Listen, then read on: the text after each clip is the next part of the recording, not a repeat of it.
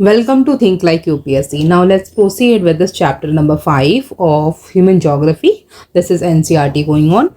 So this is secondary activity we are studying today. Earlier we have finished primary activities. Now what are secondary activities? Primary activities के बाद आने वाली जो activities होती हैं जैसे कि जो raw material से जो हम कोई भी product बनाते हैं, फाइनल प्रोडक्ट जो बनाते हैं, जो प्रोड्यूस होता है, जो उसकी इकोनॉमिक वैल्यू थोड़ी हायर होती है compare to the raw material.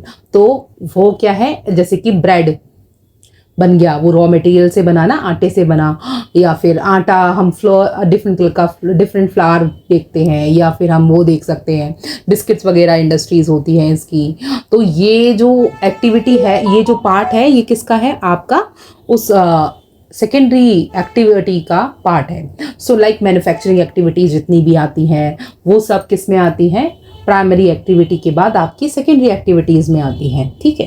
And secondary activities value कैसी है इनकी, value to the natural resources. They add value to the natural resources, क्योंकि वो नेचुरल रिसोर्स क्या कर देते हैं, they transform the natural resources and into a more productive valuable product. ठीक है. जैसे कॉटन बॉल्स को हमने कॉटन बॉल्स को डिफरेंट तरह से उसको ही बेडशीट्स बना दी, बेडिंग्स बना दी, बेड कवर्स बना दिए, तो उससे क्या है, उसकी वैल्यू और ज़्यादा राइज हो गई कंपेयर टू कॉटन बॉल्स. देखो कॉटन बॉल्स हम कहाँ यूज़ कर सकते हैं, जैसे कि चोट लगी है तो वहाँ पे उसको हम एज अ मतलब ब्लड को साफ करने के लिए या फिर डिटॉल को लगाने के लिए यूज़ कर सकते हैं.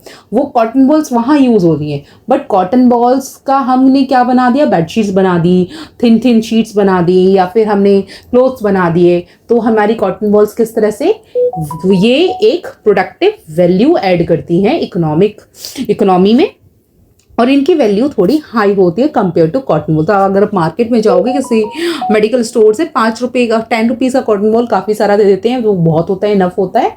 एंड वहीं आप 10 रुपीज़ में कोई क्लॉथ नहीं ले सकते हैं. ठीक है. धागा ही आता है एक सिंपल. ठीक है. तो इस तरह से आपको क्या पता लगता है कि अब इसके बाद में जैसे स्टील इंडस्ट्री है आपकी, ये again this is also a manufacturing industry. Steel product हमारे जितने भी हैं, the same is true of the most of the material from the farm, forest, mines and the sea. Secondary activities therefore are concerned with the manufacturing processes and construction and industries. Manufacturing involves a full array of production, and from handicrafts to molding iron and steel and stamping out a plastic toys to assembling delicate computer components or space vehicle. In each of these processes, the common characteristics are the application of power, mass production of identical products, and specialization of a labor in the factory setting for the production of a standardized commodities. Manufacturing may be done with the modern power and machinery, or it may still be very primitive, और ये primitive भी हो सकती है. Most of the third world countries still manufacture in the literal sense of the term. It is difficult to present a full picture of all the manufacturer in these countries. More emphasis is given to the kind of industrial activities which involves less complicated system of production. Characteristics of a modern large scale manufacturing. यहाँ पे हम जैसे कि modern large scale production जब हम करते हैं, उसके features क्या क्या हो सकते हैं. Specialization इसमें चाहिए होता है सबसे ज़्यादा.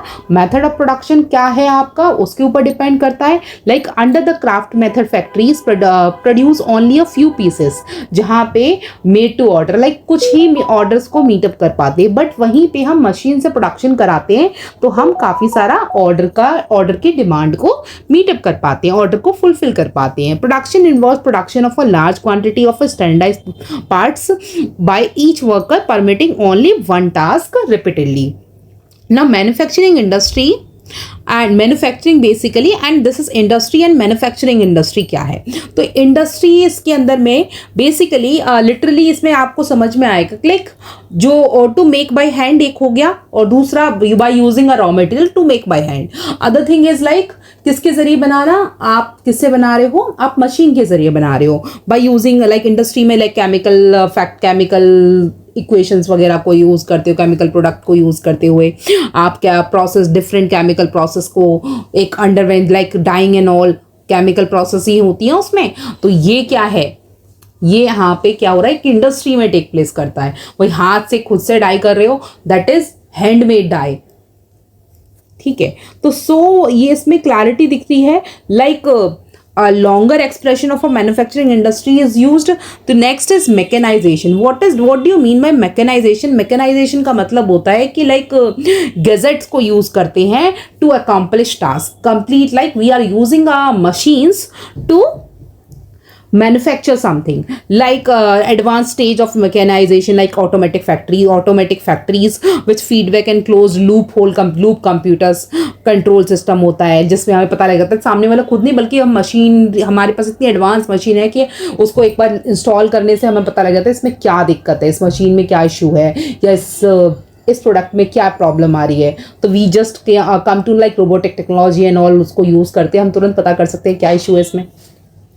टेक्नोलॉजिकल इनोवेशन की बात करते हैं, तो इसमें जब हम बात करते हैं टेक्नोलॉजिकल इनोवेशन, दो through a research and development strategy are an important aspect of modern manufacturing for quality control and eliminating waste and inefficiency and combating pollution. ठीक है, टेक्नोलॉजिकल इनोवेशन में हमें सबसे पहले किस चीज़ का ध्यान रखना पड़ेगा, एलिमिनेट वाटर वेस्ट को हम कम करें इनएफिशिएंटली, मतलब सबसे कम से कम वेस्टेज करें, पर इसमें हमें इनोवेशन में ध्यान देना पड़ेगा, लाइक काफ़ी हद तक काफ़ी चीज़ें हमें मैनेज करनी है। Organization structure and the stratification, इसमें modern manufacturing is characterized by a complex machine technology and extreme specialization and division of labor for producing more goods with less efforts and low cost. It also require vast capital, large organization and executive bureaucracy for a large scale manufacturing industry. When we talk about uneven geographical distribution, as we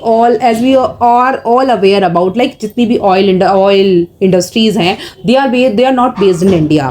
आपका India में based नहीं है, तो ये क्या है, हमें क्या है पता लगता है, इससे पता लगता है हम जोग्राफिकली उतने एनरिच नहीं। अगर हमारे पास ऑयल तो शायद हम उसके हिसाब से रशिया की तरह या फिर सऊदी अरेबिया की तरह, इधर की तरह हम रिच भी, हमारे पास भी हम भी रिच होते हैं ना, पर ऐसा नहीं है।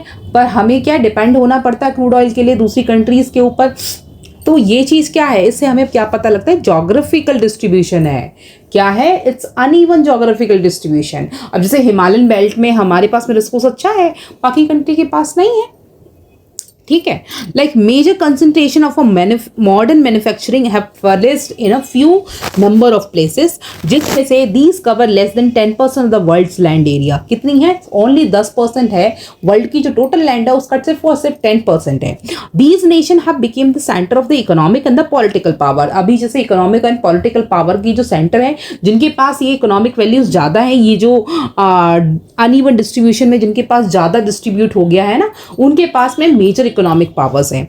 However, in terms of a total area covered, manufacturing sites are less conspicuous and concentrated on much smaller area than that of agriculture due to a greater intensity process. For example, 2.5 square kilometer of American corn belt usually include about 4 large farms employing about 10 to 20 workers, supporting 550 to 100%. But this area could contain several large integrated factories and employ thousands of workers. ठीक है, अब वहीं industries, why do large scale industries choose different location, क्यों ढूंढती हैं?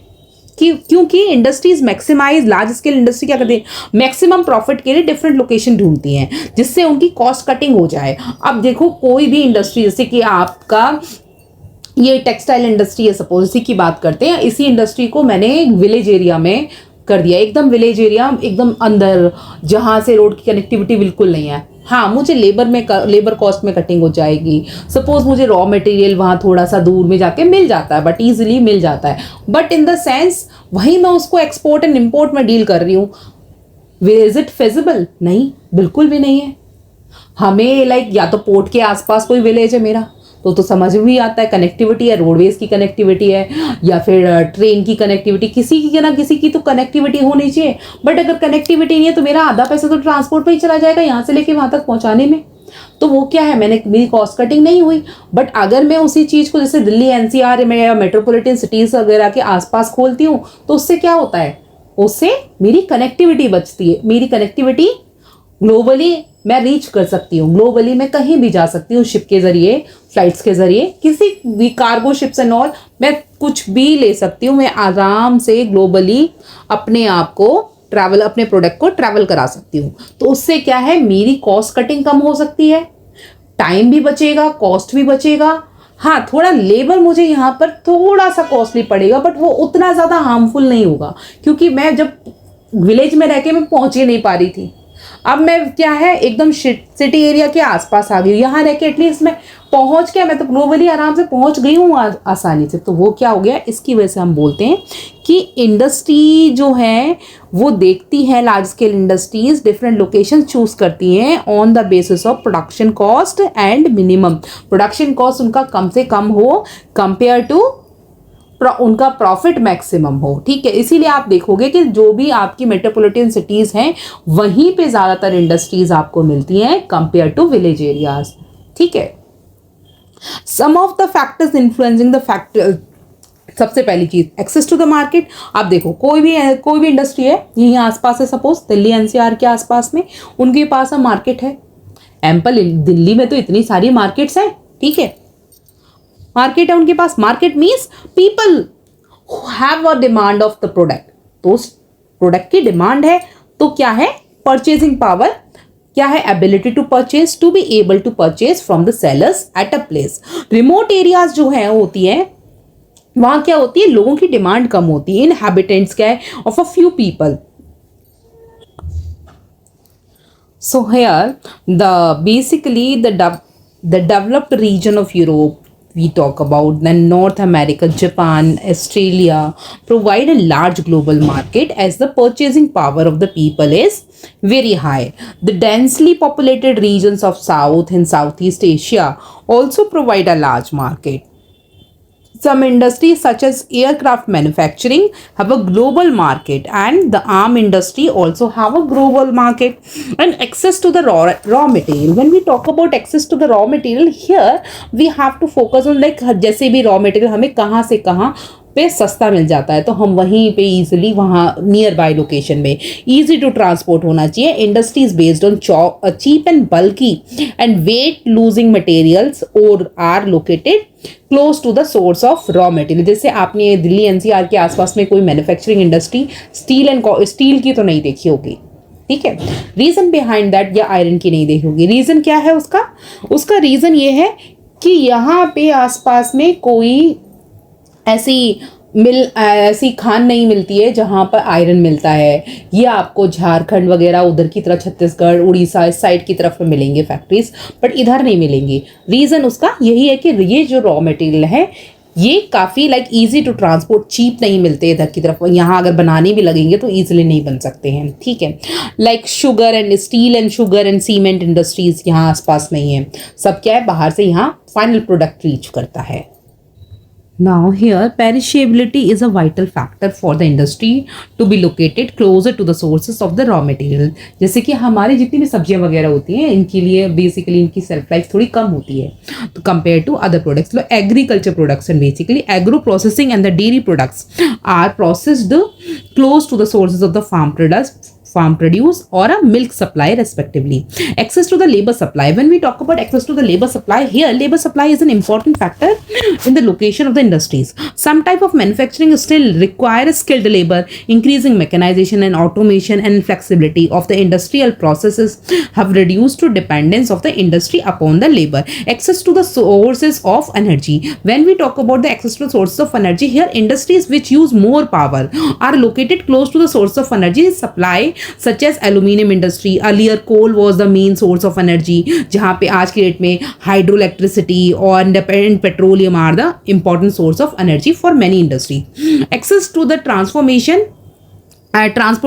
access to the transportation and communication facility. When we talk about like transportation, हमारे लिए जब हम फैक्ट्री सेटअप करते हैं तो हम क्या देखते हैं, ट्रांसपोर्टेशन फैसिलिटी अच्छी होनी चाहिए, कम्युनिकेशन फैसिलिटी अच्छी होनी चाहिए, उसके आसपास हम फैक्ट्रीज को प्लांट करते हैं वहाँ पे। द कॉस्ट ऑफ जो ट्रांसपोर्ट है जो it plays a very important role in cutting down the cost, production cost and location of the industry units. And western Europe की अगर बात करते हैं, and the eastern and northern America have a highly developed transport system which has always induced the concentration of the industries in these areas. Modern industry is inseparably tied to the transportation system. Improvement of in transportation led to the integrated economic development and regional specialization and of manufacturing. Now here communication is also an important needs for industries, for example for the exchange of management of information. Now government policy, it also plays another important role, like like solar panels and all. Here government authorities playing a important role, like regional policies जो promote करती हैं different economic activities को, like MSME के under में काफ़ी सारी factories आती हैं, काफ़ी सारी industries आती हैं जो वहाँ जहाँ हम उनको प्रमोट करते हैं, ठीक है. और इवन आत्मनिर्भर भारत के अंडर में access to the agglomerations and economies and link between the industries. Many industries benefit from the nearest to a leader industry and other industries. These benefits are termed as agglomeration economies, and savings are derived from the linkages which exist between the different industries. These factors operate together to determine industrial location. Footloose industries and footloose industries can be located in a wide variety of places. They are not dependent on any specific raw material, weight losing or otherwise. They largely depend on a component parts which can be obtained anywhere, and they produce in a small quantity and also employ a small labor force, and these are generally not polluting industries. And the important factor in their location is accessibility by the road network. And when we talk classification of the manufacturing industries on the base, like based on size, उसका size हो गया, या फिर investment, जहाँ पे हमने देखते जितनी बड़ी इंडस्ट्री उतना ज़्यादा उसका कैपिटल इन्वेस्टमेंट करना पड़ता है, प्लस उसमें वर्कर्स भी उतने ज़्यादा इंक्लूड होते हैं, वर्कर्स भी वहाँ पे उतने ज़्यादा एम्प्लॉयड होते हैं, एज वेल एज प्रोडक्शन भी ज़्यादा होता है compare to the size of. जितनी बड़ी इंडस्ट्री उतना ज़्यादा प्रोडक्शन वहाँ प्रोड्यूस कर पा रही है. अकॉर्डिंग टू द इंडस्ट्रीज में be classified into house hold and cottage and small scale and large scale industries. And now household industries are the cottage industries, जो कि smallest manufacturing unit होती है. The artisans use the local raw materials and simply tools to produce everyday goods in their homes with the help of their family members or a part-time labor. Finished products may be for the consumption in the same household or for the sale of a local village markets or the barter for the barter capital. जैसे कि घरों में जो ladies रहती हैं अपने अपने suits खुद से सिल लेती हैं, अपने भाई बहनों के लिए खुद से सिल लेती है, तो दैट इज व्हाट अगेन अपने लिए ही करती हैं. तो that is like capital and transportation do not wield much influence as this type of manufacturing has a low commercial significance and most of the tools are devised locally. ये locally हो जाता है. जैसे कि एक पॉटर मटके बना रहा है, तो वो या फिर एक वो देखा है like designer baskets and all, तो वो घर में ही बन जाती हैं इजीली. लोग स्किल्ड होते हैं, अपने आप ही उस तरह से घर में बना लेते हैं काफ़ी आसानी से. Some common everyday products produce in the sector manufacturing, like जिसमें आप देखो including food stuffs, fabric, mats, container, tools, furniture, shoes and figurines from the wood lots and the forest, shoes and thongs and other articles from the leather, pottery and bricks from the clay and stones and glue. Goldsmiths make a jewelry of gold and silver and bronze. Some artifacts and the crafts are made out of the bamboo wood obtained locally from the forest. Small scale manufacturing, where small scale जो manufacturing unit जो setup की जाती है, जहाँ पे home के लिए नहीं प्रोडक्शन होता, थोड़ा ना ज़्यादा वाइडर लेवल के लिए प्रोडक्शन होता है. यहाँ पे लाइक सिंपल पावर ड्रिवन होती है, मैकेनिज्म सेमी स्किल लेबर होते हैं यहाँ पे. जैसे कि आप वो जो मुरमुरे बिकते हैं मार्केट में, वो घरों में जो प्रोडक्शन होता है उसके बाद फिर वो बाहर मार्केट में जब चला जाता है, तो लाइक ये हो गया. India, China, Indonesia, Brazil etcetera have developed a labour intensive small scale manufacturing in order to provide employment to their population. ठीक है, अब यहाँ पे लार्ज स्केल मैन्युफैक्चरिंग है भाई. जब यहाँ की बात करते हैं तो यहाँ पे रॉ मटेरियल बहुत होता है, इनॉर्मस एनर्जी लगती है, as well as specialised workers होते हैं, एडवांस टेक्नोलॉजी होती है, असेंबली लाइन मास प्रोडक्शन होता है, लार्ज कैपिटल इन्फ्यूज किया जाता है. इस तरह की इंडस्ट्री ज़्यादातर आपको North America, USA, Europe and now it has diffuse to the almost all part of the world में.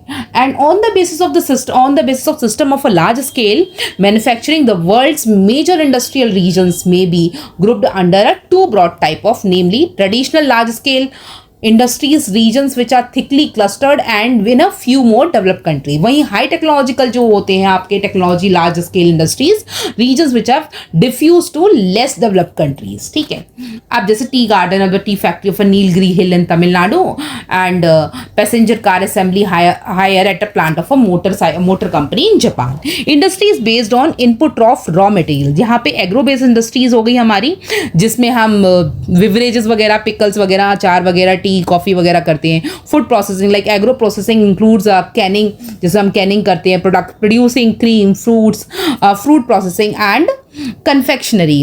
And while some preserving techniques such as drying, fermenting and pickling have been known since ancient time, and these had limited application to cater the pre-industrial revolution.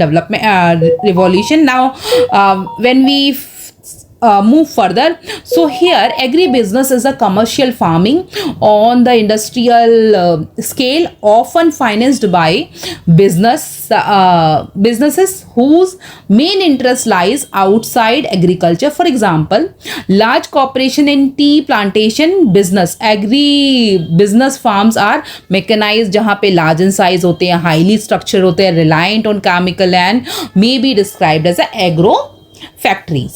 Mineral based industries, these are the industries which use mineral as a raw material, and some industries use ferrous metallic minerals which contain ferrous मतलब iron, and such as iron and the steel industries, but some use non ferrous metallic minerals such as aluminium, copper, jewelry industries वगैरह. So many industries use non metallic minerals such as cement and pottery industries.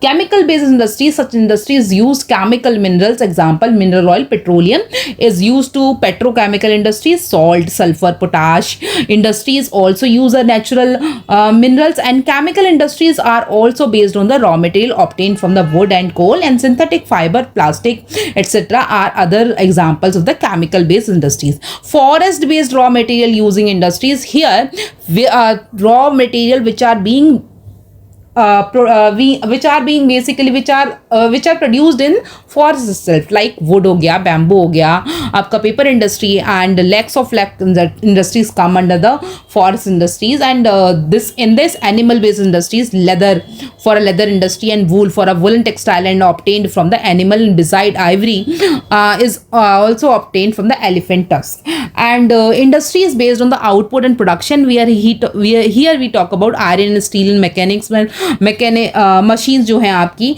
or for the textile industries, cloth for the use of consumers, and the consumer goods हैं industries produce करती हैं goods which are consumed by a consumers directly. For example, industries producing breads and biscuit, tea shop, tea, soaps, toiletries and paper for writing and television etc. are the consumer goods and non basic industries हैं ये आपकी. And इसके बाद में हम जब जाते हैं industries based on the ownership, ये आपके लिए important है for UPSC prelims. What are public sector industries, private sector industries and joint sector industries? When we talk about public sector industries in India, there are like numerous public sector industries, जहाँ पे socialist countries have many state owned industries and mixed economies have both, दोनों तरह की industries होती है, public sector as well as private sector industries दोनों मिलती हैं यहाँ पर. जो भी इंडस्ट्रीज ना गवर्नमेंट के द्वारा ओन की जाती है वो हो जाती है आपकी public sector industries. Private sector industries की जब हम बात करते हैं जहां पे इन्वेस्टर इंडिविजुअली उसको मैनेज करता है, वो होती है आपकी private sector industries. Joint sector industries जहां पे क्या होता है, joint stock companies are sometimes private और even some time and a public sector together, दोनों साथ में होती है, manage the industries. And can you, तो आपके पास में आराम से आप लिस्ट बना सकते हो. Concept of a high technological industries, what does it mean? Like here high technology जो है आपकी, or you can say simply high tech is the latest generation manufacturing activity के लिए, and it is the best understood as application of intensive research and development. R&D में जो हम use करते हैं, तो efforts leading to the manufacture of the production of an advanced scientific and engineering character. Professional like white collar workers, like जो हमारी जितनी भी है आपकी ये स्किल्ड वर्कर्स जो हैं हमारे वाइट कॉलर्स में जिसमें हम बात करते हैं, like total workforce highly skilled specialise greatly outcome, जहाँ पे रोबोटिक टेक्नोलॉजी आती है, robotic on the assembly line and the computer aided design, जब जितने data scientist and all data researchers आ जाते हैं यहाँ पर, लाइक न्यू, ये है आपकी new chemical and the pharmaceutical products are notable examples of hi tech industry, neatly spacecraft and all, ये सब हाईटेक इंडस्ट्रीज में आती हैं, neatly spaced and low modern dispersed office plant lab building, जितनी भी जिनोम टेक्नोलॉजी वाली industries होती हैं वो भी सब इसी हाईटेक इंडस्ट्रीज में आती हैं. Hi tech startups have become a part of a regional and local development schemes, and hi tech industries which are regionally concentrated and self sustained and highly specialised are called technopolis. ठीक है. And the Silicon Valley near the San Francisco and the Silicon Forest near a Seattle are example of a technopolis and are some technopolis developing in India. हाँ, India में भी बेंगलोर गुड़गांव को आप count कर सकते हो. And manufacturing contributes significantly to the world's economy. Iron and steel, textile, automobiles and pharmaceutical and petrochemicals and electronics are some of the world's most important manufacturing industries हैं ये आपकी. तो अब हमारा चैप्टर 5 कंप्लीट है. Next will be moving towards chapter 6. I think 5-6 chapter और बचे हैं. इसके बाद हमारी ये एनसीईआरटी खत्म हो जाएगी. Then we will move towards class 11th NCERT, then class 10th, then class 9th. इतना ही करेंगे. इतने ही करते हमारा ज्योग्राफी 100% डन हो जाएगा for mains and prelims both. Okay, till then, bye bye, keep revising.